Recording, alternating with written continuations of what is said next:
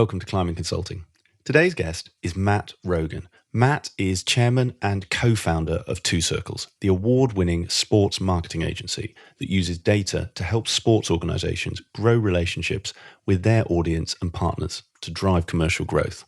Since founding the business in 2011, Two Circles has grown rapidly to a team of 150 people across the UK, North America, and Europe. Following the sale of the majority stake in the business to WPP in 2015, Matt took up the role as chairman, supporting and challenging the Two Circles management team to deliver bigger and better results across all areas of the business. In addition to his role at Two Circles, Matt is a published author and has been featured in the likes of the Harvard Business Review and the Journal of Sports Management. We go into detail on a whole range of topics in this interview, including what led Matt and his co-founders to start Two Circles and the structures they put in place to set it up for success, leading a millennial team and the lessons for anyone looking to grow a young, dynamic organization, the importance of process and systems in building a business, even at the startup phase, and how doing so helped Matt and the team grow rapidly, avoiding many of the issues that new businesses face. I really enjoyed this conversation with Matt and took so much away from what he had to say. If you're looking for clear, practical advice on how to grow your own consulting business or practice area, then you're going to love this interview. So without further ado, please enjoy my conversation with Matt Rogan. Hi, Matt. Welcome to the show. Thank you. Thanks for having me. Welcome to our offices on this lovely, sunny London summer afternoon. It's great to be here. And like I said to you before we started, I'm very glad you emailed me before I arrived. I was in town a couple of weeks ago for another meeting foolishly wore a jacket, shirt, and I think it was the Monday when it was about 35 degrees. So thank you for telling me to wear T-shirt and shorts. No, it's fine. We like to relax when we can relax. Much more comfortable. To kick us off, it'd be great for those who maybe don't know you as well, just to get an overview of your background and how you got to where you are today. Sure. So I was more arts-led, I think, than science-led originally. So at school, A-level French, English, German. I studied languages at Cambridge, and leaving Cambridge was a little bit critical of my CV in the sense that I didn't really have any hard business experience to speak of.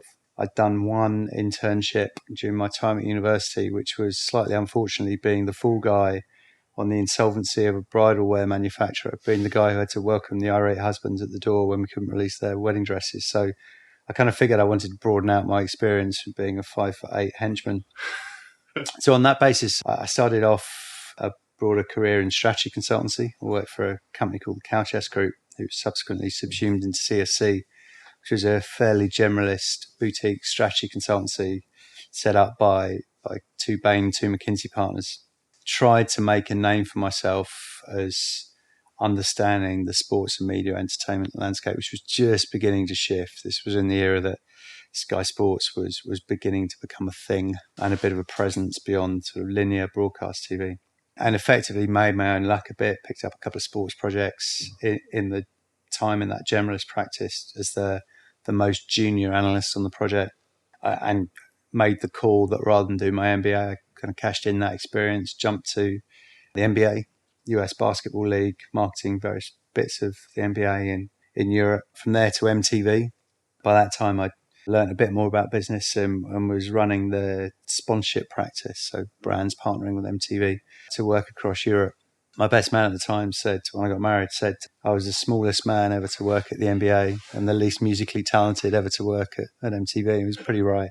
And that was the point, really, where I kind of figured I might want to go out my own at some point. You know, I sort of had an entrepreneurial itch, but managed to satisfy that for 7 years by taking a role at a leadership development business called Lane 4, run by a cracking guy, an Olympic swimmer, a guy called Adrian Morehouse. Effectively an organisational development, leadership development business. And I had the chance there to learn not just how to provide services in a consulting environment, but also how to run a business like that. Effectively played a COO type role for Adrian. And that was the point where the itch got too itchy. And it was that point that I left to set up or co-found Two Circles. So I guess the role I play now is it's sort of beautifully post-rationalised, as all good careers tend to be. It was a blend of being a service provider and a strategy consultancy. 4 rights holders, that's the NBA and MTV chunk, And my role tends to be more the leadership and management of that business as a fairly executive chair role, to really a blend of career experience to date. Of course, I didn't have a clue that was where I was going at the beginning of the jigsaw puzzle, but that's where it's ended up. On the basketball point, the first question I had was actually, I know your graduates, when you get them in for their assessment, I think I saw they all end up playing a basketball game. This is true. Do you partake? True. I don't actually. What did I do this year? This year I did sort of a potted Two Circles take on the way the industry is changing and evolving. I didn't get to do the interesting stuff, which was play sport with them. But in all seriousness, we do things like that because we were lucky. I think we run the only sport-specific agency graduate scheme in the country, and because it's a fairly enticing industry for people to consider joining, we're horrendously oversubscribed. This was year 2, and I think we've got about 600 applications this year, and it's a lot harder to find graduates with the emotional intelligence, the empathy, and the collegiate way of working to work in our business than it is to find them with the technical skill. And so things, whilst it's fun and a bit of an icebreaker and things like the basketball enable us to see not just what people would do in their time with us, but how they would do it. And it's the how they would do it that really makes the difference between the candidates we pick and the candidates we don't. And we like tall ones as well. But I think let's keep on the graduate side and the sports side in particular, because the point you made, if I reflect back to when I was at university, you're spot on.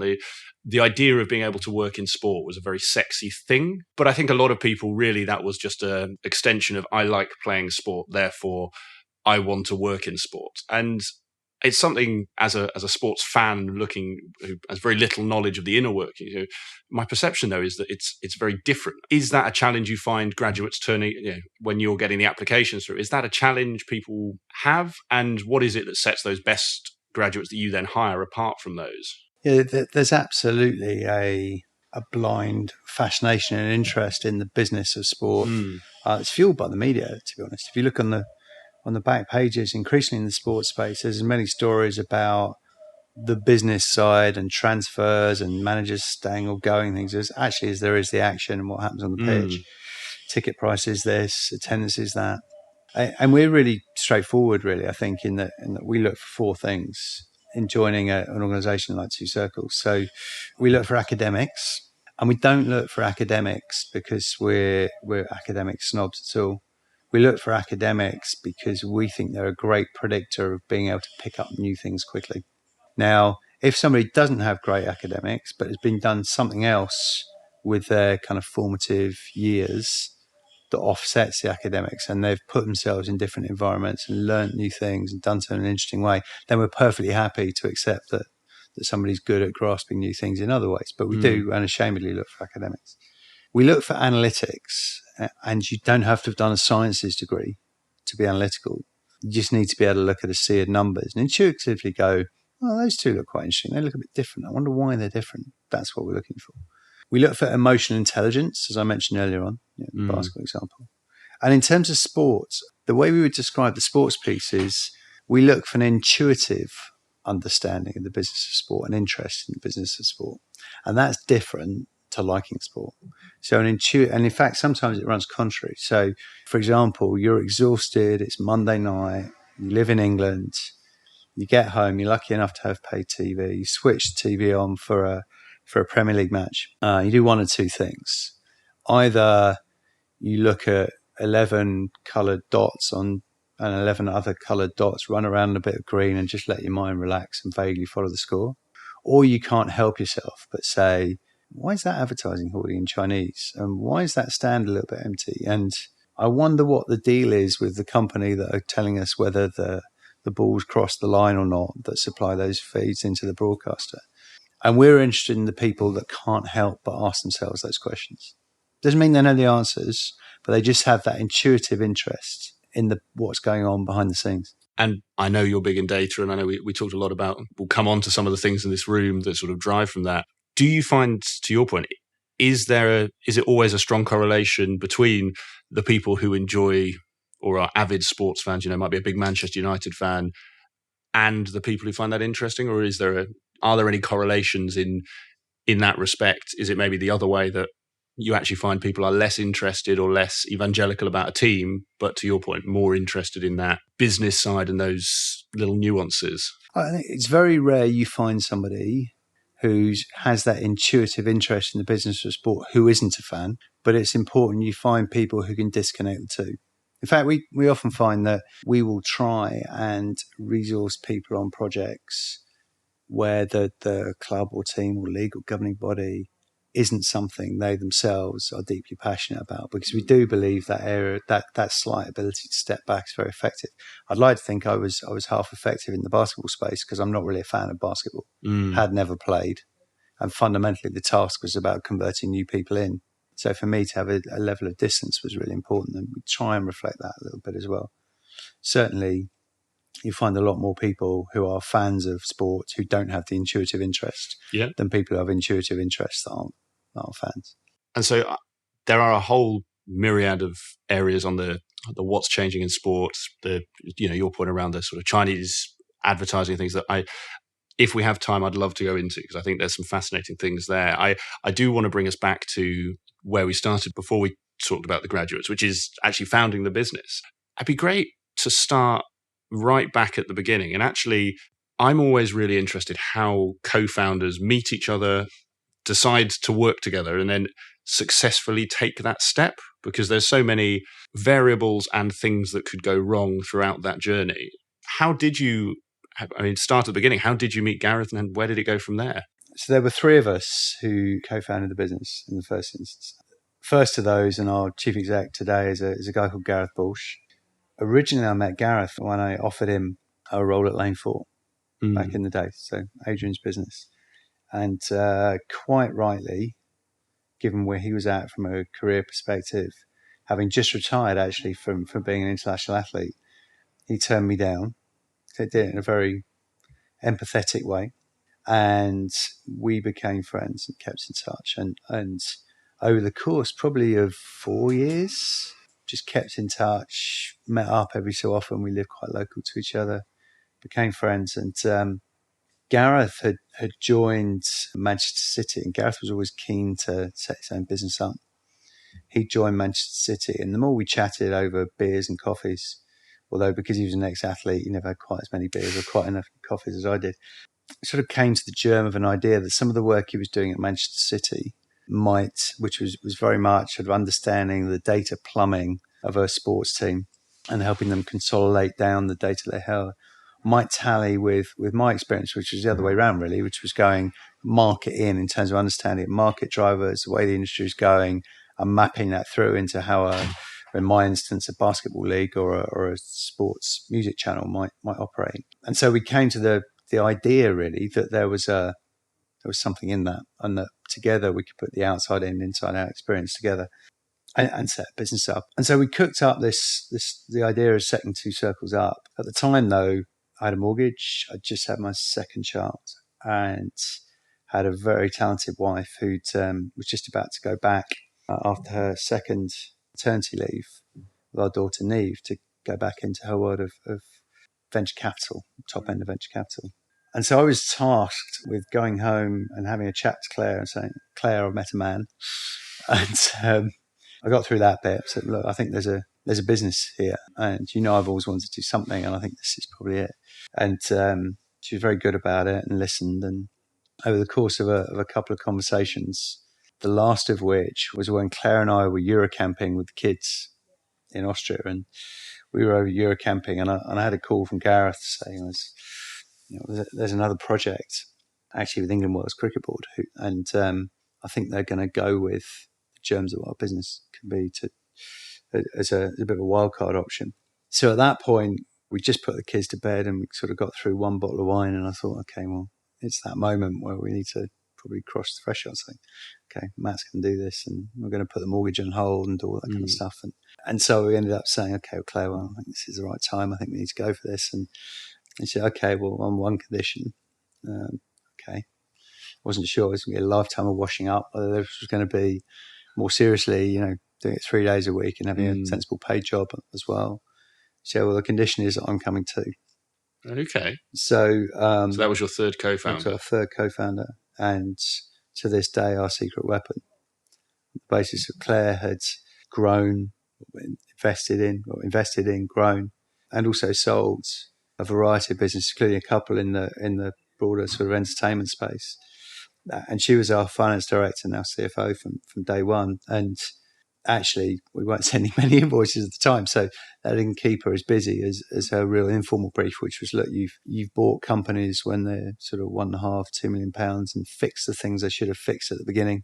And in doing so, grown them to more sizable businesses. And so, all those things that you fixed when you bought those companies, just don't let us make those mistakes day one. So help us build foundations today that we'll need in 18 months' time, as opposed to realising too late and having to go back 2 steps in order to go forward. So it was the three of us who set the business up and decamped to our place. We tidied the kitchen for once, decamped to our place, sat down at our kitchen table and wrote the early stages of a business plan on day one of the business when we got back from holiday. And you would all just full-time, you had all gone straight full-time into this. So Claire had come with you and gone full-time into the... Yeah, so Claire didn't go back to do her mat leave. I had a notice period clearly at Lane 4 and actually did a longer notice period. I had all sorts of great friends there and I had a lot of time, spend time with the guys there. So Gareth and Claire were actually strictly, I think they were our first 2 employees while I was going through that process. Yeah, as you will probably recount through the course of the interview, we believe in if you're going to do something, do it properly. And so we got our heads down and got stuck in. The point you make around Claire's experience, it would be great to delve into that.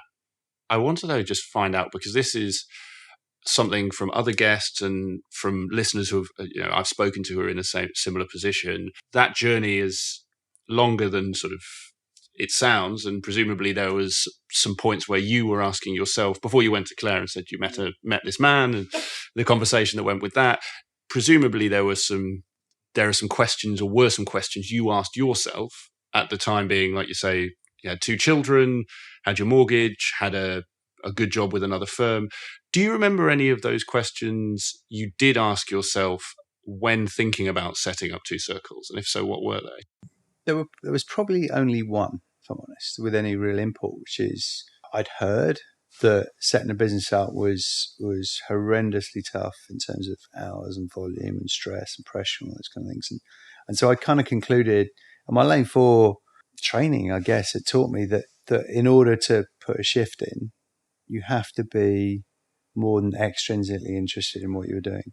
So the question for me was, am I intrinsically interested in what I'm doing? Do I intrinsically believe in the value this business will bring to things I'm passionate about? Because if I do, then I'd like to think that when the going inevitably gets tough, I'll be able to fight through that. So there's absolutely no way I could have set a business up in something like pallet racking, and which it's not an area I can't. About. I can't personally connect myself to freight and logistics in the same way, and so I've every admiration for people who manage to pour their heart and soul into something like that, but that wasn't me.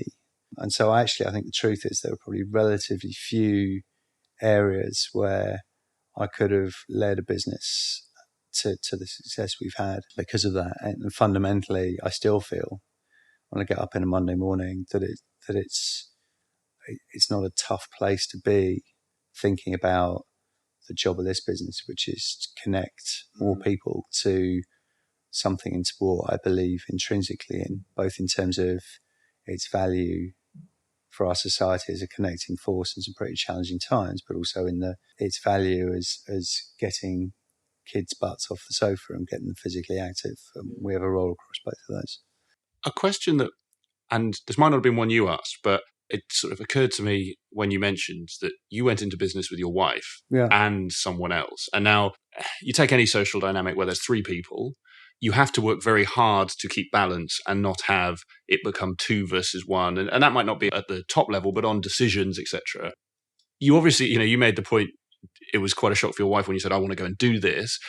Actually, what was Gareth's reaction when you said, I do want to do this, but you're not just getting me, you're getting both of us? And what was his reaction? Well, I think that's a great question. Nobody's ever asked that. I think the first thing to say is that Claire had sat in on and been an active contributor in 2 or 3 of the beer-fueled brainstorms we'd had in the months moving up. And so Gareth knew Claire, and it was plainly obvious what experience she would bring to the jigsaw puzzle. And at the same time, Gareth would say he's, as an elite athlete, he didn't get anywhere without the benefit of being able to listen to good coaching, listen to good advice and good feedback in order to push his own performance on. For what it's worth, we made the call from minute one that the Rogans and the Bolshes, if you like, as the two families involved, Gareth's wife, Laura, we were going to be 50-50. So the fact that Claire and I were spending more time on the business, and Gareth probably did more hours than either Claire or I, and had Laura keeping the family in check and him in check, by the way, was just the way that we individually decided to split it. And I guess it comes down to just an implicit trust, and we don't underestimate the extent to which we're very fortunate in that, because you can only know so much. In a lot of ways, it's a bigger mutual commitment than getting married. Yeah, well, and that was that I think is what got me very curious about it. To your point, is you can only know so much about someone before you work with them, or work with them in the, I guess, what you'd call that sort of idea phase, and when it's suddenly the only way you're making money and you're growing a bit, very different. And it's great to hear it's worked out for you. And I think that point around approaching it as partners in families as opposed to the Rogans having 2/3. And yeah. I mean, that would, to be honest, our relationship is such that might have, relationship-wise, might have worked, but it didn't reflect respective contributions. So, it's been great in that regard. And I think the other thing I perhaps add in is that it also comes down to the responsibility that Claire felt and acted on, I felt and acted on, that in a 3-way meeting, we were perfectly capable of calling each other out. How did you strike a balance between home life and work life in that respect? Because that must have been, if you're having a heated discussion about a business decision, was it easy to then turn that off and go home or as you were, just say goodbye to Gareth and then cook dinner? Or I don't think that happened very much. So I guess the reality is that, speaking from a personal perspective, I think having Claire so deeply involved in the business from day one, actually, it made the stress and the pressure and the ability to turn off easier, not harder. How come? Because if there was anything of import that had happened in the day that hadn't gone very well, especially when you're that size, if there's anything of import that hasn't gone very well, the FD is going to know about it pretty quickly. So by the time I got home, commuting back out London, if Claire was at home, she'd already know. So she'd known if I'd had one of those fortunate situations where it takes more than your body language for her to know that you've had a pretty rough day and that you're more interested in how the kids are getting on and sort of the day outside of work. So day to day, it made it much easier for us to switch off, I think. And it also enabled us, if she had something going on in life with kids or life outside, or I did, then we could sort of cover for each other a bit. Not easy, particularly tough. Maybe we'll come on to sort of doing the deal when we sold a majority stake in the business, and that hits two people. It hits the chief exec and the FD hard. So that was a pretty lively 6 months. Yeah. But generally, I think we look back and think it's it wouldn't. I don't think it would make the top 5 things we're proud of as a family to have navigated it through, and but it wouldn't have been the defining thing for us as a couple and for the family. And I think it'd be the last question of this, because I'm keen to your point around the deal. I think it'd be really good to understand what we were talking about almost before we recorded around putting the right structures in place. And there'll be a whole host of things I know we can delve into there. It occurred to me, and I know we spoke that you know Don Morehouse, previous guest on this show, and when I spoke to him, we went into quite a bit of detail around the structures around the family side, because now he set up his business himself, as you know, but he's very open with the strain it put on the family side and the conversations he had with his wife, friends, etc. beforehand. And the reason I ask this is because a number of people who I speak to are in a similar position to where you were, whatever age, but with kids, young kids, mortgage. What structures or approaches did you and your wife have to put in place to maintain the family life? Because there is a danger that if you're both in a business, it's all consuming, it's hard to keep the family side sort of as prominent. I guess there's what structures do you put in around it for yourself, and then what do you put in around for the family? Because, fundamentally, if you're a grumpy, stressed, exhausted individual, you don't contribute to the family as well. So at a family level, Claire worked a very full part-time schedule, which meant we were very clear that always family would come first. So we never missed a sports day, either of us. I managed to fall over at one, that's a different story. We never missed a sports day. We made sure kids were picked up, and neither of them through the whole process missed out on things they could have experienced in their formative years of growing up and being in primary school. So that was commitment number one, I think. And the impact of that was there were a lot more kind of light night working than if we hadn't been in that situation. But very clear that family came first. Not easy, but I'd like to think we managed it. Claire, in some ways, I think did a better job than I did at that. At least in the first few years, because I was 6 days and 70 hours a week. So I guess that's the first thing at a family level. An individual level. So I am one of those people who is both sports fan and intrinsically interested in the business of sport. And so I just made sure I had a personal sporting challenge to give me something else to think about. So my goal through the early stages of the business was to qualify for Boston Marathon, which I eventually managed after a hailstorm in one race trying to qualify and a couple of injuries. I got there in the end.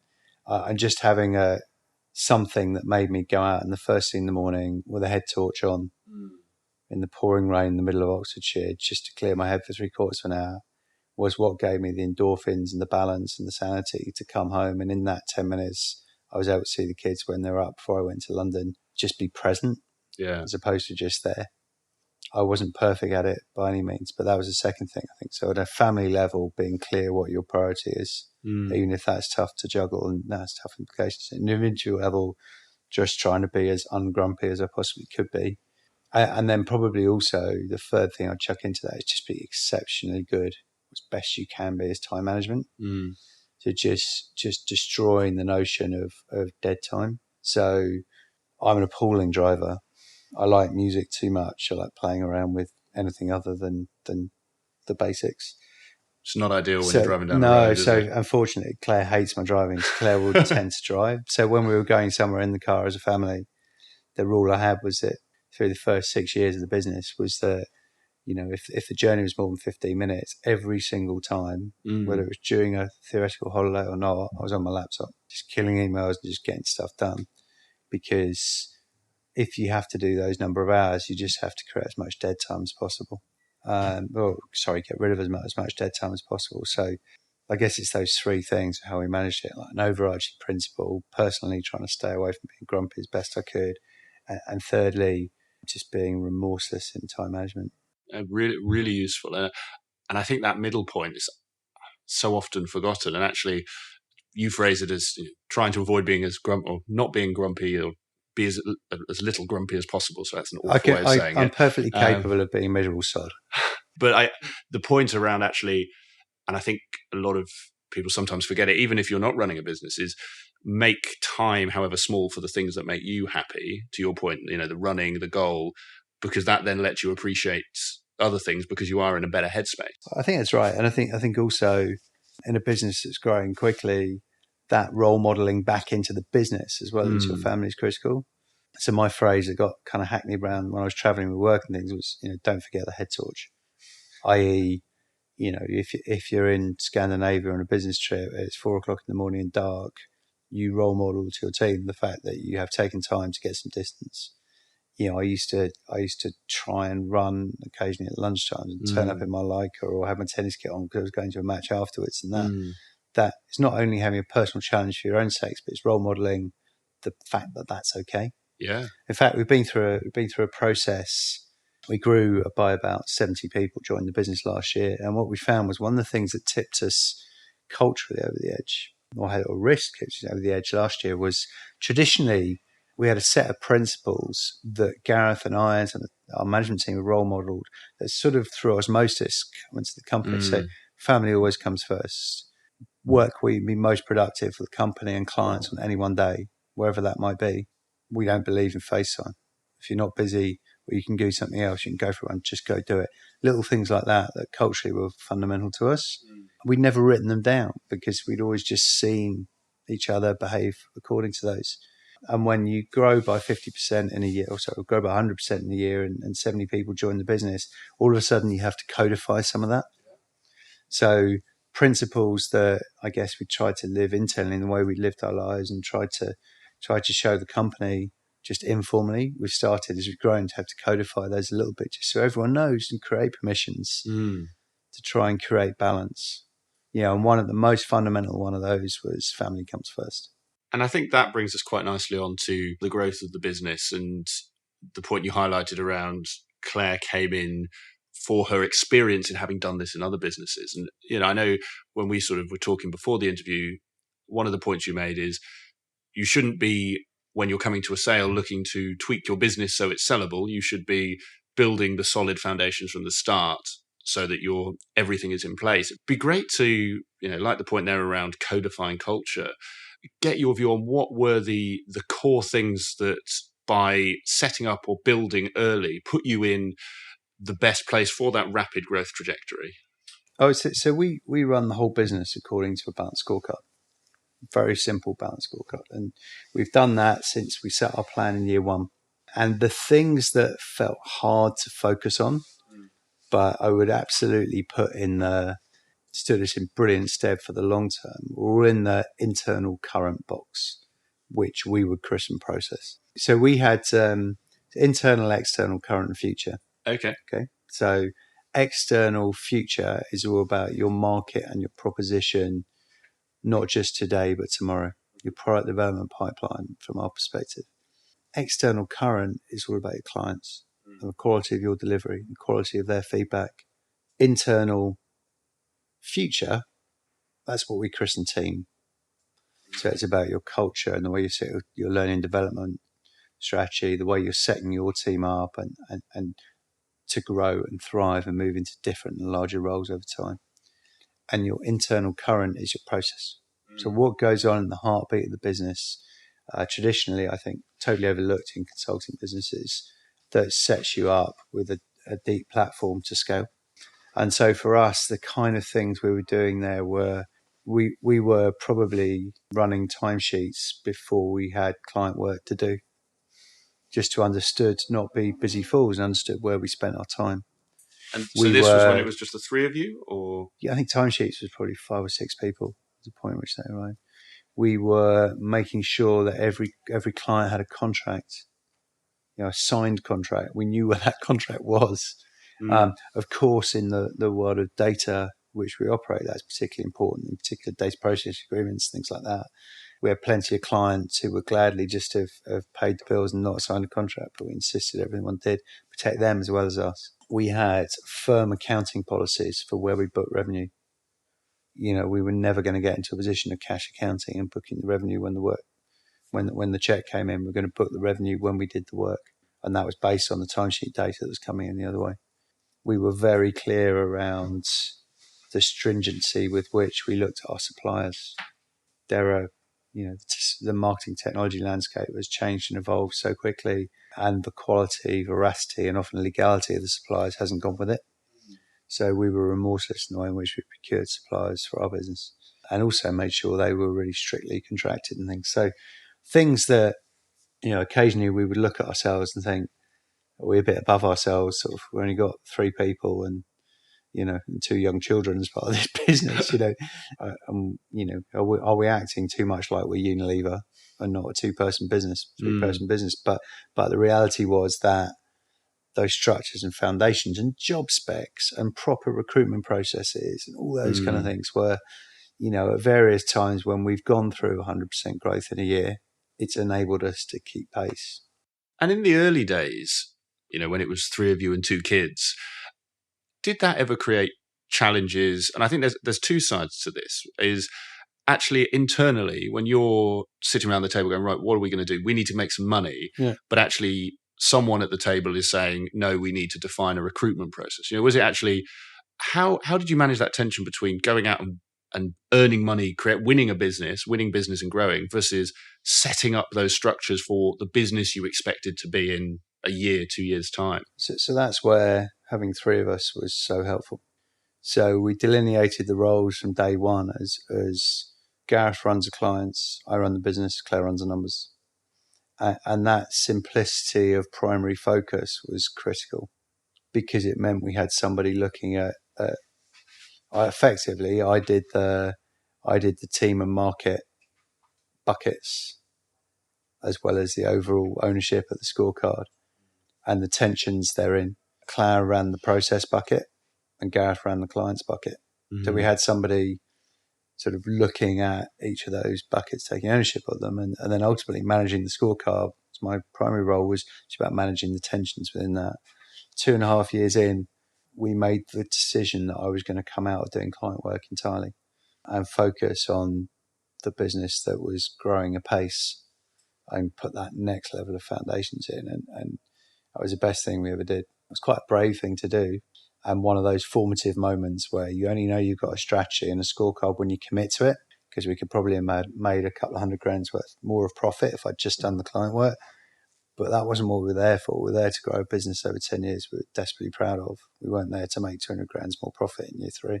And to that point, on the strategic side of it, you just highlighted, it sounded like there was a 10-year sort of vision for the business. How did that initial strategy conversation go? Because sort of what you highlighted around how Gareth found the first client, felt it was, he saw it, took a punt on it, and that kick-started the business. Did you, and if you did, at what point did you stop and do what I suspect was a conversation or an exercise around what do we see this business becoming? I guess we were both, Gareth and I, naturally pulled into quite a future-facing look. Why would we leave? Great job at Lane 4, cracking contract, doing all sorts of interesting work at Manchester City to set a business up. And I guess our general view was because we wanted to do something very special and challenge the way the sports marketing industry had limped along on the same modus operandi for 50 years since the inception of IMG with Mark McCormack.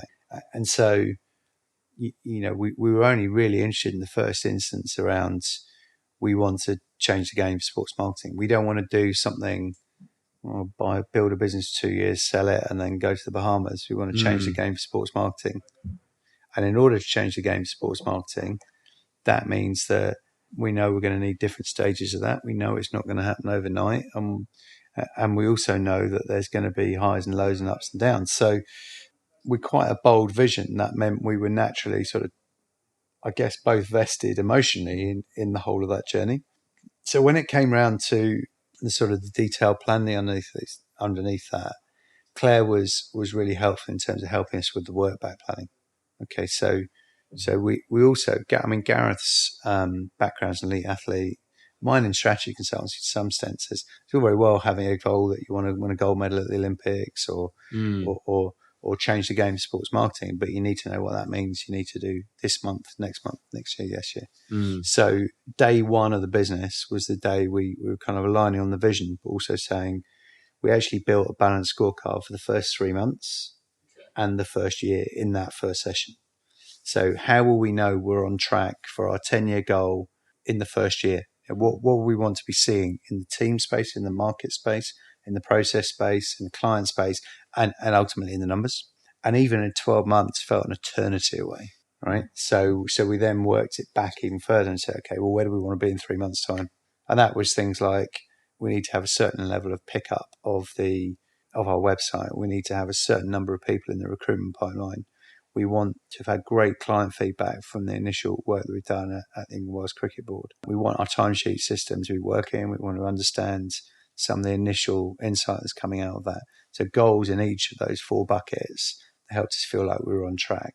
And critically, we knew what we were doing in the first 3 months somehow would get us closer to that big hairy goal at the top, which was disrupt the way the industry operates. To sort of butcher a sports metaphor, you highlighted that if you want to win a gold medal, that's your goal, but you need a plan behind it. And equally within that plan, you need people. So, a sportsman might have a trainer, a physiotherapist, nutritionist, S&C coach, all of the above. Looking back for you, what do you tell people are the most important team members to have in your team? And I will leave that as broad as you want to take it. Well, if you take it to the early days, I think I'm a fairly good generalist. So I know a little bit about quite a lot as opposed to knowing a lot about anything. And what I've found in my time at Lane 4 in particular, which had grown to be about half the size it is now, so grown to be about a 70, 80 person business while I was there.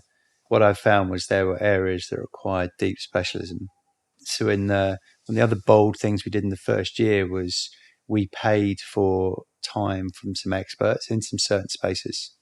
So we used a law firm, Threes, who still exist, who we rate highly, to build our initial client contract. Comes back to the point that we want our client contracts to be robust and firm and clear around accountability. They built our initial data processing agreement because back in the day, our clients didn't know that they had to issue us with one, so we issued them with one to give back to us, which is a sign of how data has evolved. So legal was one, HR was another. So employee contracts, making sure we had grievance procedures and all those kind of things, and consulting on how we did our assessment centres.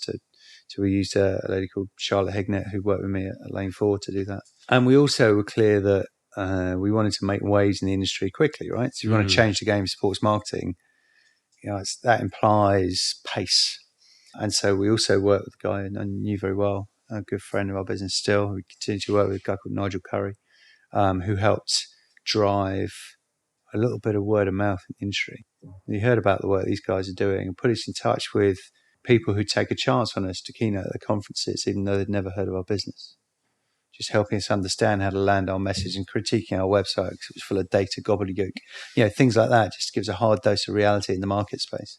And those three, so legal, HR, and kind of trade, market influence type stuff were the three things we invested in very early. And to this day, one of the many benefits of sitting in WPP like we do now is we continue, in particular in the legal and HR side, we can, as a business grows, it continues to need new and different things. And we're very lucky to be able to pull on specialist support in that space.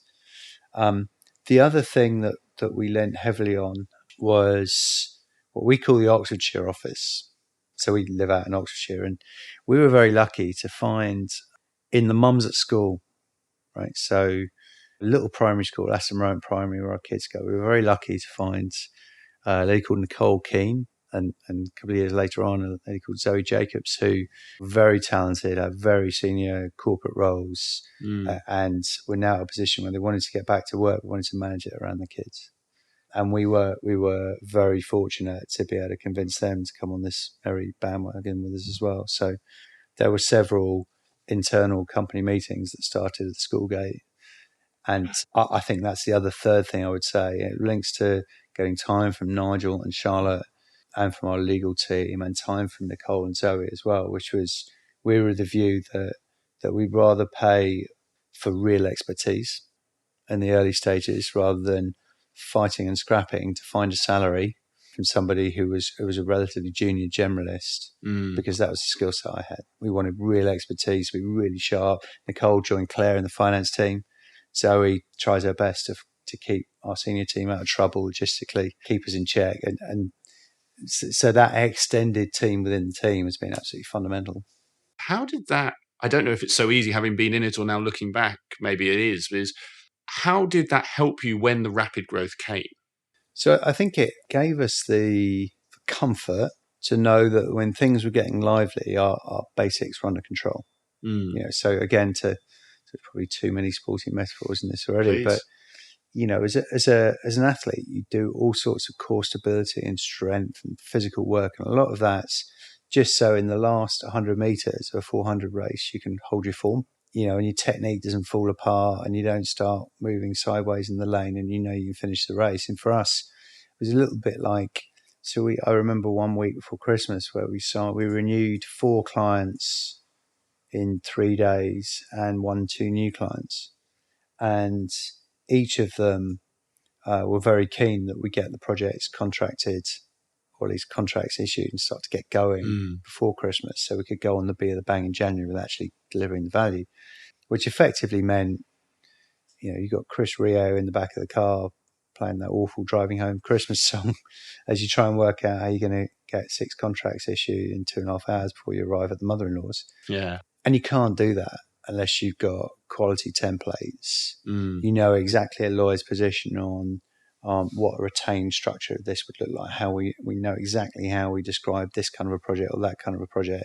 And I remember thinking as driving down the drive, kids are saying we need a wee, sort of granny's coming out and say hello as I hit send on the 6th of the 6 contracts that needed to go out. Wow. That's why you have foundations. Yeah, so that's our equivalent of driving into granny's house, kind of our equivalent of being in the last 50 yards of the race, where you kind of go, is my core strong enough? Is my leg speed strong enough that I can hold my form? And that was a hold my form moment. Yeah. And we'll keep the metaphor going as much as I can. I like metaphors, and I like that you like sports ones because it's the only ones I can do. How did you have to adjust as you grew as a business? What were those key challenges? To take to try and keep it in the metaphor, but we might have to park it. Yeah. As you step up levels in sport, you very quickly realize that your strength or your skill, which may have got you there, you may have been number one in the league you were in, actually doesn't cut it in the league if you've been the next league up when you've been promoted. You have to work on a whole different level of sort of skills. What for you and Two Circles as a business were those challenges? And actually, how did you remain receptive to identifying them? So in the early days, that's where Claire came into her own, because, we were very confident and happy with our processes as a £500,000 business in year one. But actually, she was great at keeping us uncomfortable and saying, well, by this time next year, these are the challenges we're going to be having. And I think we were very good at kind of going, actually, we knew what our projected revenue was the first 3 years. And we said, well, look, we want Claire to hold us to having the processes we're going to need for be a business in 18 months' time. 18 months is our threshold. So if we envisage in 18 months' time, we're going to be a £2.5 million business revenue, then we want the processes of a £2.5 million business today, even though we're only £500,000 today. And that's something that I think just has permeated our culture ever since. So right now, for example, as a just 8-figure business, as Companies House would tell you, what we're noticing now is we're really interested by the phase of growth where you're putting on people at an international level, and the point at which we have some people in North America, some people in Switzerland. We're really interested by that point at which you start to put operational support in the regions as opposed to our headquarters here in London, and the way in which we start to understand, okay, well, what would that be? What if we envisage those markets are going to grow as quickly as they currently are? At what point would our footprint grow, and how will that grow internationally? We're just trying to get out. We're lucky in WPP. Go and talk to other businesses in that situation who've been through that, and actually that kind of 130, 40 to 250 person business growth curve is actually quite hard to find businesses who either remember what it was like back then, because Facebook won't remember, or who are new enough to it that can still remember the war stories that are relevant. Right, so they've been through that journey in a world where data and digital was as it is today, and the digital connectivity you can have with offices is as it is today. So we just have to stay curious. I'm a voracious talker to other businesses. Gareth is a reader. We learn in different ways, but ultimately it's just getting out and listening. We certainly don't have all the answers for the next bit of the jigsaw. To your point around having spoken to other business owners and business leaders, are there any common challenges or problems that you have avoided through your approach? So things that other business leaders you keep hearing say, oh, our HR has taken loads of time because of our scale, whereas you're thinking we set it up to start with.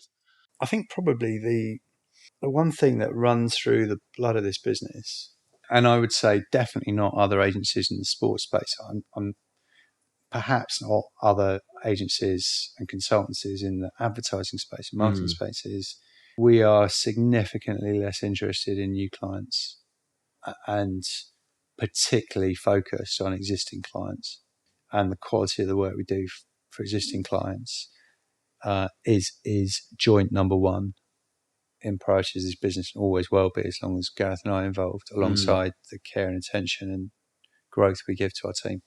So what that means is we've built a product offer and a consultancy set that's focused around long-term client relationships and client retention. And what that means is actually makes our business model a lot easier to manage and makes us a lot less likely to fall off a cliff in terms of revenue, because we will take clients on, and we're in the fortunate position to still be knocking back more new client work than taking it. We'll only take that work on when we believe we can help a client for the long term, and we believe they're vested in a long-term change and improvement that we're looking to deliver for them. So our business model effectively is have an internal team staff to deliver excellent work for our existing clients. And we know, given we work with 91% of clients we've ever worked with, still to this day, that the likelihood is that our business model in that regard is pretty consistent. And so that focus in the way we spend our marketing budget and everything else, I think mitigates the biggest risk or challenge that we find other services businesses go through, which is, it's a bit of a feast and famine. So you sell a load of work, you're really focused on delivery and forget to sell new work to new clients. So you then fall off a cliff, everyone goes on the beach, and you kind of drain your kind of retained profit for the first 9 months of the year in the fallow period in the last 3. We've been really focused on saying, no, we want a consistent set of retained work with our consultancy clients for whom we deliver value, and make it easy for them to continue to work with us in a way that makes economic sense for them and us. And if we can pick up the right new client work along the way, then we'll do that. So, for example, I think 92% of our marketing budget is spent on our existing clients. The picture you've painted is what I think all consultancy businesses would love. To your point, the feast and famine and the ever looming cliff are perennial challenges in the industry. How have you got your clients to the point, or what is your approach for getting clients to that point where they want to build a long-term relationship and are happy to stay with you for the long term, as opposed to the common challenge in consulting, get you in for a piece, and regardless of whether they like you or not give you any follow-on work for maybe another 6 months, 12 months, because of that's how their business cycle is going? I think it's that could be a long answer, so I'll try and sort of summarize it. The sports industry is changing before our eyes. In 2011, ESPN subscriptions started to decline for the first time. So that's effectively the US Sky Sports, US Sports Network started to decline in terms of subscriptions. And what's happened since is as the broadcast line of any club or team's P&L has been disrupted, there's been money and skill sets and things come in to support the change to a completely different direct customer business model in a world where you watch more sport on your phone than you do on your television. What that means in turn is clients are desperate for help navigating that environment in a very dispassionate, quality-focused, self-liquidating way. So our focus on being both strategy consultancy, data analytics house, and digital marketing agency makes it very easy for us to say, this was the insight on the initial strategic piece of work we did for you. Within that, we ran some tests, and what we showed empirically was that this is a more effective route to go than Y. And what we've then done is help that change stick over 6 months. So you can see you spent X on us and our services, and we've delivered over the first 6 months, we've delivered 6X or whatever it might be, 8, 10. So it's the benefit of working with first-party data.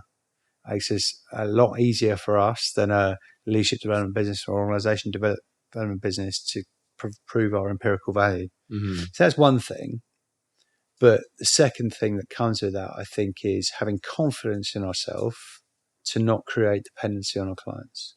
So as part of a lot of our engagements, we'll be developing the clients' internal teams. Right? And what that gives is a sense of clients not becoming dependent on us for the sake of an addiction, if you like. We solve a problem for them. We leave them with the skill sets and the tools, some of which might be technology, to continue to solve and the problems that we've helped them solve.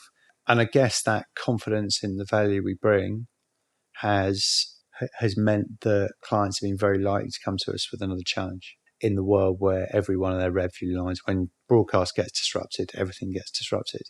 The 9% of clients we've ever worked with who don't still work with us, we've never been booted out.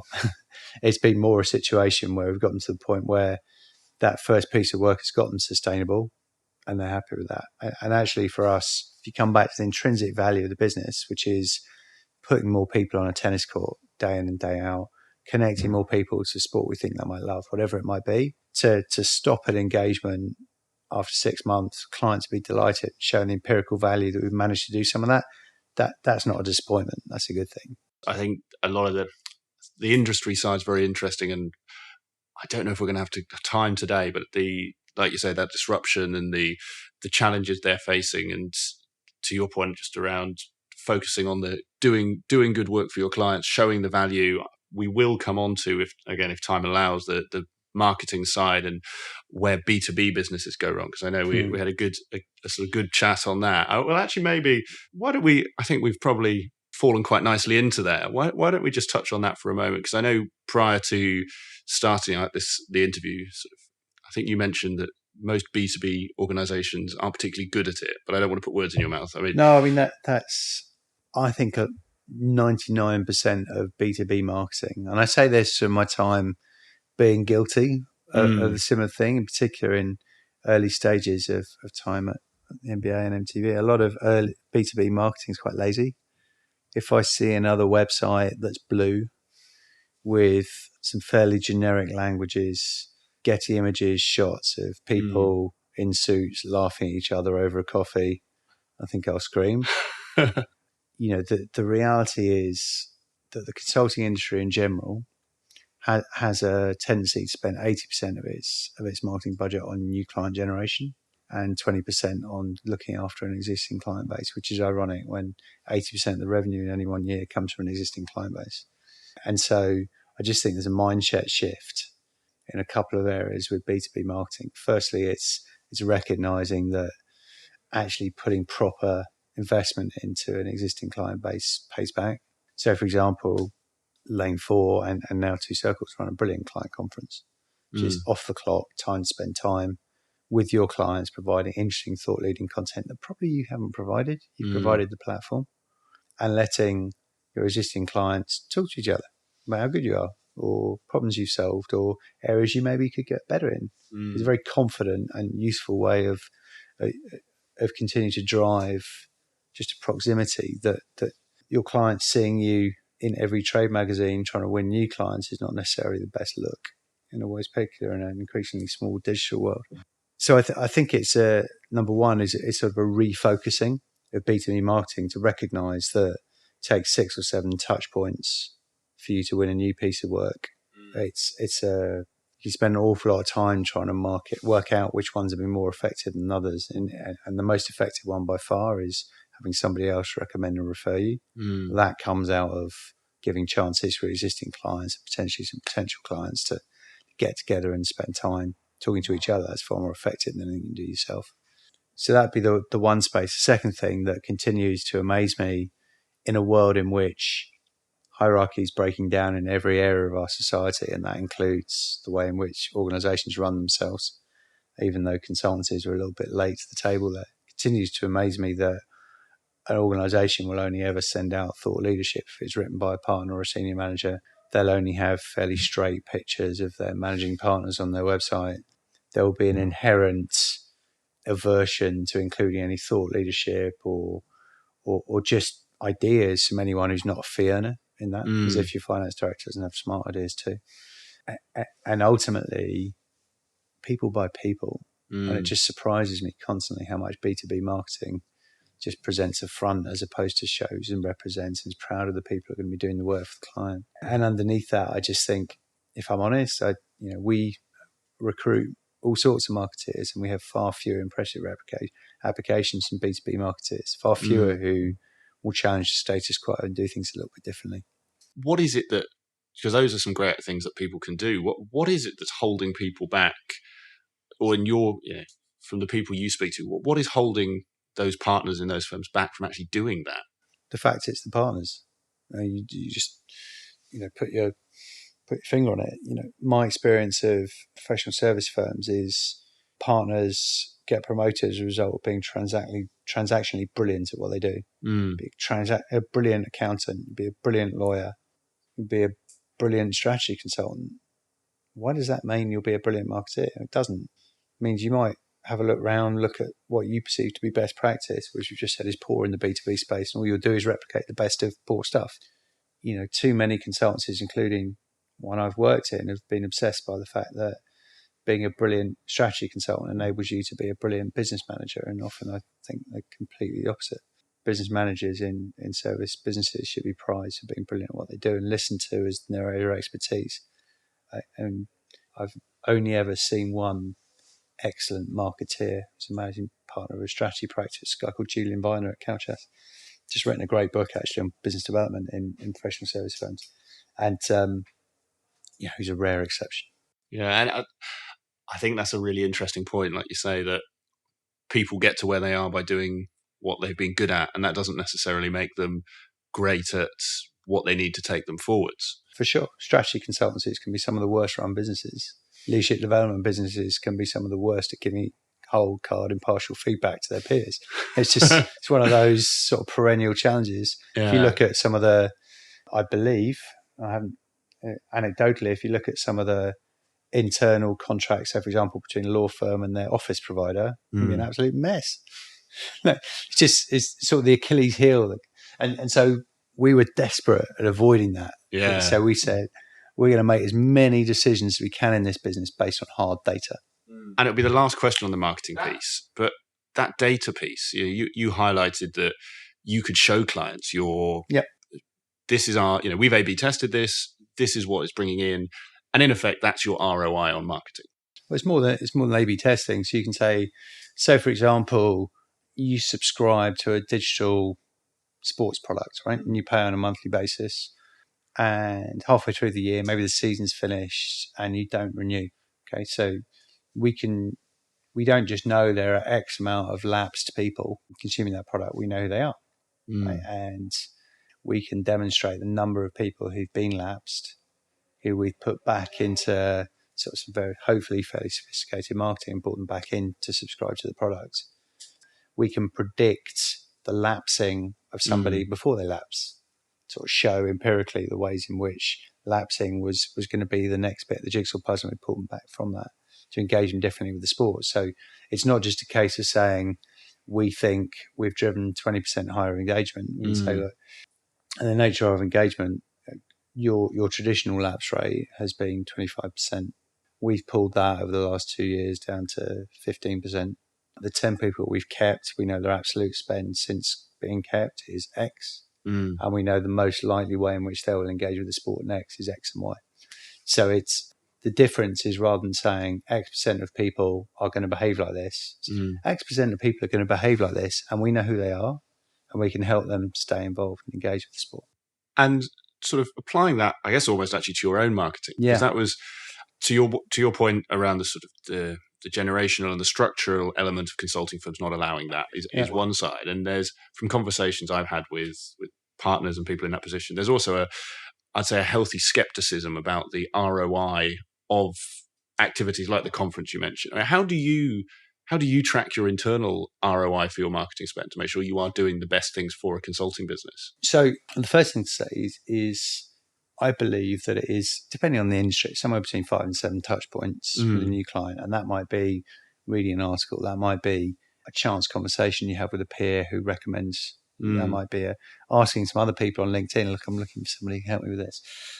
In a world where marketing attribution is tough, you can spend an awful lot of time and energy saying, okay, well, was that person 20% influenced by LinkedIn or 40% influenced by peer recommendation? And frankly, you can disappear up your own backside doing that modeling.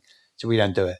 And that's partly as well because, like I said, the new client acquisition for us we hope is driven out of word of mouth and referral and doing a great job. And occasionally, client will move from one place to another.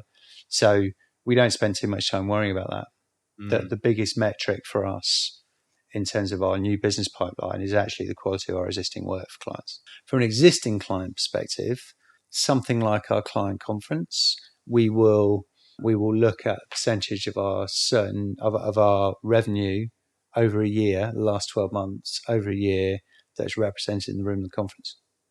Because we know we've then touched, normally it's above 90. So we then touch a significant amount of people in our say thank you for their work with us, to encourage them to network with peers, get a sense of what we believe the future looks like. And that kind of stuff is gold dust for us. We'll look at the percentage of clients and the absolute clients who feedback on our people, because we include them in our employee review process. So the metrics we use are about our existing clients, as opposed to, and our marketing is really just an enabler to them getting time to spend it with each other and with us to understand more about where this mad disrupted industry is going, than trying to work out whether somebody coming to a experiential workshop or reading an article is worth 20% of their lifetime value or 10%. We just think, because that's the new client stuff is less important for us, we don't worry too much about that. But it's really interesting to hear the focus you put around the current clients and the metrics around that to ensure that you're making sure everyone is still in that pipeline, that funnel. And actually, the one thing I would say, though, is we provide products and services to rights holder clients, and we do that through a bright, intelligent, driven company. And so the acquisition metrics we do look at are absolutely in recruitment. Okay. So which courses are we noticing we're getting great applications from? Where, from a diversity perspective, where are we underrated? Where are we finding we need to push hard in order to make sure we get a more diverse recruitment mix? So we do look at acquisition data, but actually that's more from a recruitment perspective than it is a kind of new client acquisition perspective. There's a fascinating point in that the people who you've got, if they have helped you get to where you are, then I guess the conclusion you're reaching is if we can get more people who follow those trends of the courses or the organizations they've been from, then potentially there could be bringing more people in like that will be even better for us, is what I'm. Yes, although the worlds of data and sport don't necessarily lend you to be particularly gender neutral in the balance internally. So I think we're about 70% male at the moment. We want to get that down quickly to drive a more balanced workforce. And so what we're finding is, by doing things like split testing job profiles, if we use different language, we seem to get a better balance of female to male employees. Really? So, for example, not looking to say these 10 skills are mandatory to an application, because frankly, a guy coming out of university is more likely to blag it in our experience. And this is what girls who got jobs with us have said. We think the lads would be more likely to blag they've only got 8 out of the 10, and a female won't look at it for level 10. Yeah. So we're trying to be really smart in terms of how because the ladies who join this business, on balance, move just as quickly, if not more quickly, than the men who do. That is a really fascinating point. I've talked about diversity to a number of people on this podcast, and actually looking at it at that level, sort of at the micro, instead of the how do we have role models, which I'm sure you do, but how actually to the level of how do our job descriptions, because it's certainly not something I've ever heard or read in the press, but you're spot on. I think of all of my female friends, and when we were at university and even since, the amount of conversations, to your exact point, of most blokes will go, I've got that skill, or I can pretend I do.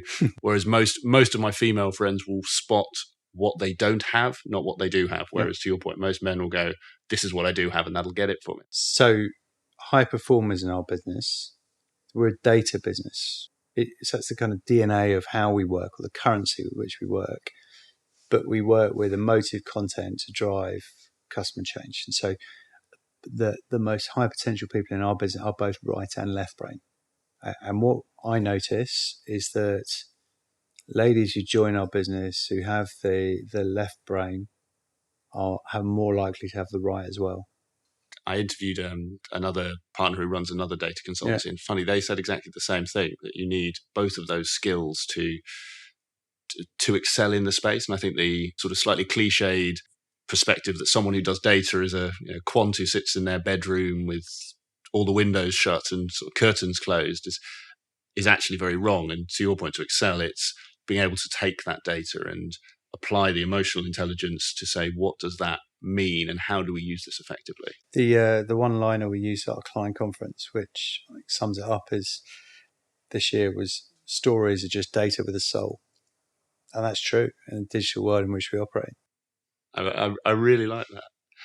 And I think that conversation actually brings us quite nicely onto what you were talking about, the wall behind you, and a point that I know we discussed previously, which is you employ a lot of young people. I'd call myself a young person, but I'm constantly reminded that maybe I'm not as young as I thought I was. And I think in today's press and in the media, that term millennials gets a huge amount of conversation and discussion, and how are millennials different. It's almost, some people refer to millennials like it's a different species, and they've got 4 arms and 3 legs. Actually, as someone who has rapidly grown a workforce of people of that generation, what have you found the similarities to any work generation, and what for you have been the key differences or challenges you've had to adapt to in managing that younger generation? Yeah, good question. So I guess the first rule is not to call them millennials. Sort of like Fight Club, is it? Yeah, steer clear of Twitter when any one of our more vociferous employees gets called a millennial. So it's interesting, really. So I guess I sort of talked earlier on about my career sort of story today, and I was marketing MBA to sort of in the late 90s to 15, 16-year-olds, trying to get them to engage with basketball in rainy Britain when we didn't have any indoor courts. And the reality was, for chunks of that time in that era, there were more teenagers playing NBA Live, the Electronic Arts game, than they were actually playing basketball. And then sort of moved to MTV, sort of pre-in-betweeners era, but moved to MTV, and all of a sudden they were 18, 19, 20, mostly on Ibiza, and mostly listening to music that was computer generated. It was a lot of dance and house and things like that. And then sort of as I moved to Lane 4, sort of working on organizational improvement and organization development, all of a sudden that was the next working population. It was 21, 22. And I remember distinctly doing a session with a eminent Magic Circle law firm, saying to them, look, the reality is that the students who I've lived with this generation alongside this generation for the best part of 8 or 9 years, and they might be joining you now for the training, but a lot of them don't want to be partners. And that's an interesting dynamic for a professional service firm that's predicated, really, traditional model for a law firm as being, slowly you can cope and in fact need a bunch of attrition at every level in order for your leverage model to work and in time to be able to find the partners of tomorrow. And so I guess it feels like all we've really done at Two Circles is just take some of what we've learned from the early days of working with a generation and just try and map out, okay, so if we have I think our average age in the company is about 29. So if we have 27, 28, whatever it is, year old people in the organization now, or 21, or actually 51, if they have a certain mindset, you don't really believe it. I believe it's a lot more sophisticated in the year in which you were born. What are the things that make a real difference? And I think what we notice, because we're told, clue number 1, so the first trick is listen, don't talk, is that increasingly the whole workforce expects actually to be engaged in not just what they're doing with clients, but how the company's doing, and to be able to influence the future direction of travel. So every year we'll have a couple of team days exclusively focused on co-creating next year's strategy plan. And sure, we'll set some direction, but at the same time, it's more listening than talking. We do a lot of gathering feedback on the shape of the organization. We do a lot of gathering feedback on how people feel around the climate, but also whether we've got that balance of support and challenge right. So you mentioned the wall. So if people are listening to the podcast, behind me in this office is a wall, which is a word cloud that we built, having asked people in our business, why do you work here? What is it that makes you come to work today? And this is everyone in the business, not just our kind of late 80s, early 90s friends. And I think the top 3 words were innovation, learning, challenge, and passion, I think. So, yeah, I'd go with you there. And that's interesting because obviously being biggest is a word cloud. They're the ones that were, and there's funds pretty big as well. And that's a really good summary of what not just people born in a certain generation, but I think people generally expect from a working environment now. And actually, you could argue that Ricky Gervais in The Office sort of was symptomatic of the working world that people have moved away from and therefore able to parody. We're very fortunate to work in a fun industry, but I'd like to hope people work at Two Circles because of those things, and we get the same if we were working in theatre or insurance or anything else, maybe slightly less. And what I noticed is I mentioned support and challenge, right? And in particular, the most driven of our employees, getting that balance right is critical, because we hire a lot of people. I mentioned the academics earlier on, who succeeded a lot, right? And often will be the first ones to set challenges they won't succeed in the first instance. Just understanding how we get the right amount of challenge for an individual, but provide the right support alongside that is absolutely critical. And there'll be 6-month periods where they'll need a lot of support and less challenge. And then they'll get restless and comfortable, and we need to change that emphasis. How do you remain responsive to that? Because there's a few tensions that I want to pick up in what you said, but that is one of them, is people who want to accelerate fast, but maybe haven't got the life experience or career experience to go as rapidly as they want. So I was quite conditioned by MTV, which fundamentally didn't care about experience. Okay. So MTV is a very meritocratic culture where it believed if you were good enough, you were old enough. So we're less interested in experience than aptitude. And the way in which we make sure that people have their expectations calibrated is formal reviews, including client reviews every 6 months. And we're very clear and hopefully very focused on giving high quality evidence-based feedback. We also make sure that everybody has both line manager and mentor in their time here. So there won't be anyone in the business who doesn't understand where they are on our performance pathways. There won't be anyone who doesn't know what they're needing to achieve in the next 6 months. We're trying to get better at helping them set 18-month goals and objectives as well, so they understand it's not a marathon. It's a marathon, not a sprint. And I think ultimately, if you put all those things together, I've been talking about, we're talking about listening and ask questions rather than talk. Talked about gathering feedback, co-creation of strategy. We talked about giving honest and true feedback. I would argue that's actually every employee in every business in this country expects that now. Like if I look at my mum, aged just under 70, and the impact of data and digital has had on her, and she'd expect to be able to give punchy, clear feedback to anyone she doesn't believe is delivering what she expects as a consumer experience, and our employees are customers too. I don't actually notice any difference in the importance of giving those things to somebody aged 28 as 48 in our business. And I think that talks to how you develop that culture to enable people to give feedback.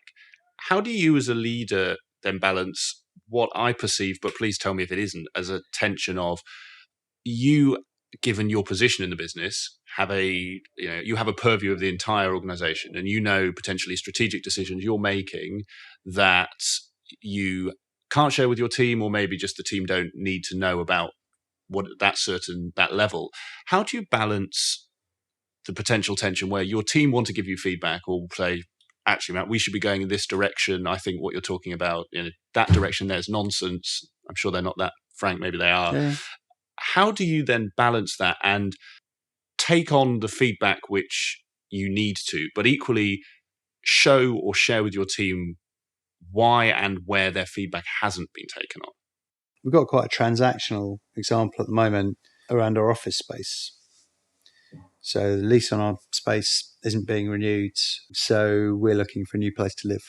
135, 140 people here in London. And we've been through a process of consultation and listening as to what people value in their work environment and what people don't value, or what a regular company space might have, but our people for various reasons don't value, and what we overrate. So good example, sporty people, pretty pricey getting around in London. We've got a lot of people who run to work or bike to work, which is great, but that means we are over-indexed on need for showers and bike park, secure bike park. So we're sort of taking that in as things our team want and need in a new space, effectively use that as our wish list, if you like, when we're trying to find somewhere to live. But we'll also be quite clear in coming back when we announce where we are going. We'll say, look, these are the things we managed to get. These are the things we didn't manage to get. We could have got these things, and that would have cost us the best part of 200 grand a year, bottom line. Now, that equates to an X% on average pay rise across the business. That equates to no away days and team days over the course of the year. And I think that what I've learned over time is that the job as a leader is not to justify strategy, it's just to help people understand the active choices you made. Okay? Because the reality is we'd have loved an office with everything and pineapple trees and hammocks and all the other things that have been on the list.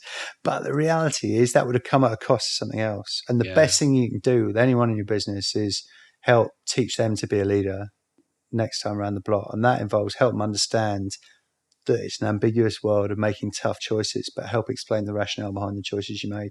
And I really like how you frame the decisions as well. I think so often, and this is sort of informal on the grapevine, you hear people who their company have made a decision and that decision's been made, be it they don't get that rationale, or it's been made because we as a company need to make more profit. Whereas I think, to your point there, framing it in what would the employees lose, that trade-off. We could have our hammocks and our palm trees. What was the craziest thing someone asked for? Was that it, or was there? So right now we're on 2 floors, and we have had somebody half seriously look at planning permission for a little slide that went between 2 floors.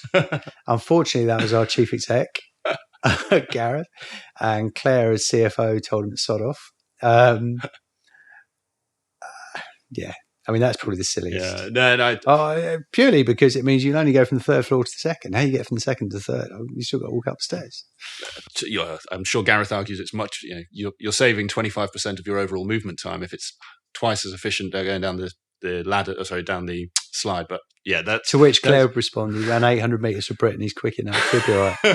I feel this is a discussion that's played out, but it's happened. But I think that point entirely around, and that is really insightful.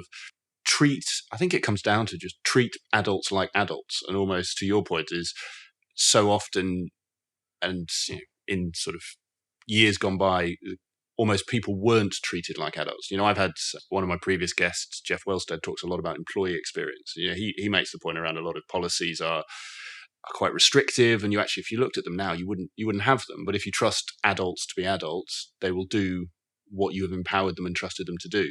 I can't remember who said it, but it's amazing. The quote was something along the lines, it's amazing how clever people become when you empower them and give them responsibility. As long as you set your red lines. I mean, there'll be 4 or 5 things in nearly 7 years that we need to go, no. We've only need to say it once. As long as you set your red lines every so often. And is that, I just want to ensure I understand that point, is that you are clear with the organisation at the start where those red lines are? No, I've picked something. So you've said, actually, no, that's too far. Yeah. It's not because you've crossed regulation 4.7b. Yeah. Because I don't believe, I'll own it, I don't believe that's the right way to behave in the environment you're in, or that's not something we can allow in the context of data security, leaving a door open, something like that. Just little things. Not in a way that, it festers. It's just a quick and sharp. That's all you need. Yeah. Once people know and they understand it, become self-policing. Matt, we've covered a whole load of ground today, and I'm really interested in your answer to this, because I think we've touched on a whole range of topics, and that is books. So this is a question I ask all of my guests, and maybe you sort of alluded to it earlier in that you like to speak to other companies, and maybe Gareth is the one who gets things from books. So if books isn't your bag, no. That's tell me, but be really interested what book or books you find yourself recommending or giving to your team here or to others starting a business most often. So I guess there's a combination of books I would recommend for what we do and then how we do it.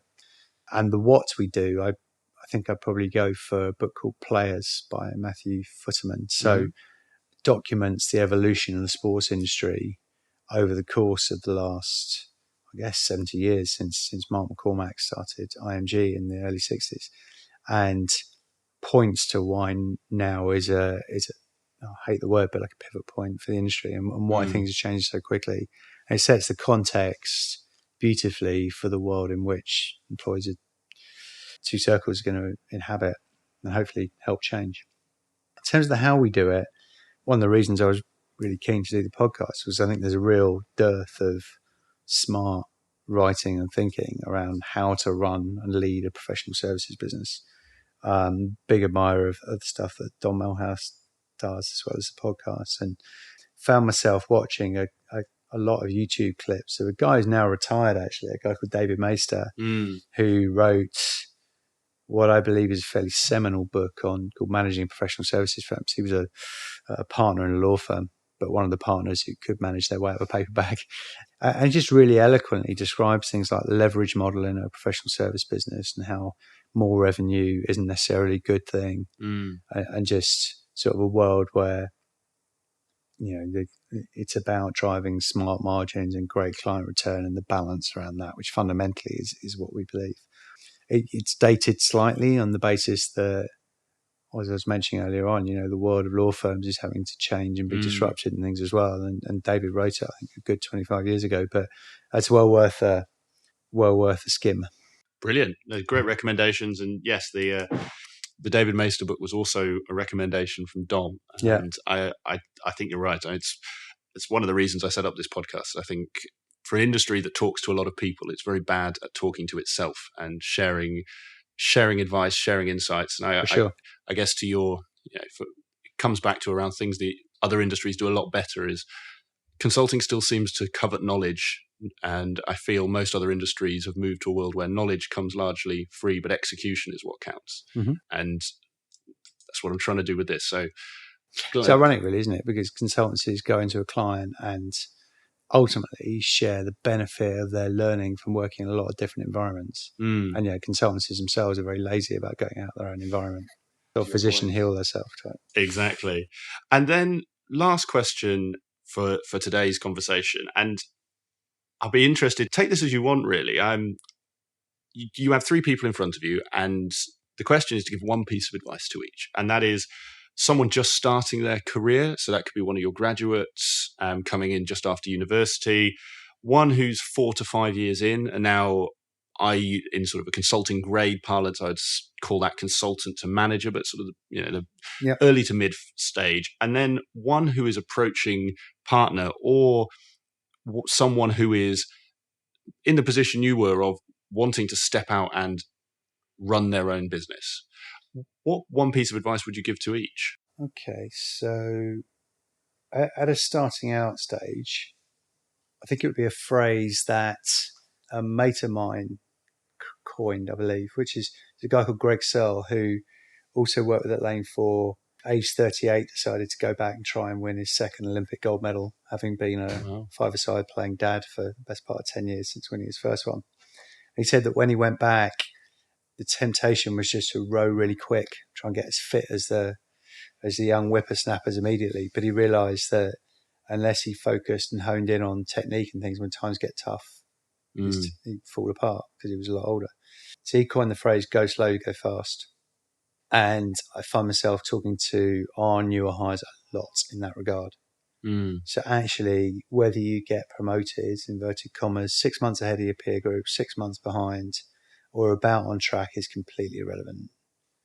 What's more important is that you're filling in the gaps in your knowledge and experience based on your degree and bits you still have to fill, and that you start to get a sense of what you want your 18 months to 5 years trajectory to look like and understand where your sweet spots are going to be. So, for example, I was told very early on in my career by a guy called Steve Hacking, who runs Cardland Training now, that I was a so-so analyst, but I'd be a bloody good partner. I just needed to get there.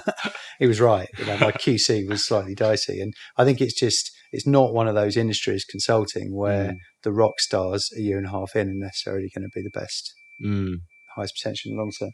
So that's starting out 4 or 5 years in. I think I'd say, are you going to be a consulting lifer? And if you're going to be a consulting lifer, great and good. If you don't see yourself being a consulting lifer, in order to stay in consulting, you have to be getting experience where you, and not somebody 3 steps out the food chain, are succeeding and failing and learning from it and getting hard experience as an operator as well as a consultant. That might be leading project teams. That might be doing a secondment for 6 months. That's just getting yourself a little bit of hard experience. Because what we notice are when we look at people 5-6 years in who've purely been in consulting, actually they can't do. They can think, but they can't do. And that's quite a tough skill to pick up if you live your life in PowerPoint. And then at the approaching partner stage, I think I'd say it's that point really on you will have been promoted, I imagine, as a result of being transactionally brilliant. And maybe you've helped out a recruitment, or maybe you've taken overview of an industry practice or something. But again, you won't necessarily, if you've come up through that environment, you won't necessarily have done. So what kind of a partner do you aspire to be? Are you going to be the ultimate rainmaker? Are you going to be an operator who manages the P&L and profit share amongst partners? What's your functional purpose going to be? And how do you fill in the gaps before you get there? Fantastic. And I think it's a theme throughout this conversation, and your point there around go slow to go fast, whether it's the start of your career or growing your own business, it seems to set the foundation for success. Apart from my running, which is sadly still slow. Still, you haven't got quite to the fast bit yet then. No, I'll get there. Well, Matt, this has been really a great conversation. Thank you for giving me your time. I know you're busy and you're only in London for a couple of days a week, so very precious time while you're here. Last thing to really ask is, for anyone who's heard this interview, wants to find out more about yourself or Two Circles, where would you point them to? Where can they get in touch? So from a Two Circles perspective, the website is actually soon to change, but you can find us at inside2circles.com, TWO circles.com. My address is just matt.rogan@inside2circles.com. From an email perspective, Twitter's Matt Rogan Sport, and I can't handle anything other than that. Fantastic. I'm on LinkedIn. You're welcome to get in touch on LinkedIn, but the Instagrams and co of this world is just, with 2 young kids, is one platform too many. Well, thank you for that. I will put all of those in the show notes to save people having to listen back and write it down. So, Matt, thank you so much for this, and all the best for the rest of your week. No worries. Thanks for your time doing it. It's much needed. Cheers, Matt. I hope you enjoyed today's episode of the Climb in Consulting podcast. If you did, I would be very grateful if you could leave a review on iTunes, Stitcher, or your podcast platform of choice, whichever one you may be using. And please also share this with anyone that you think could benefit from hearing today's interview. If you want to get in touch or give me any feedback about the podcast, please feel free to drop me an email. It's nick@climbinconsulting.com, and I look forward to hearing from you.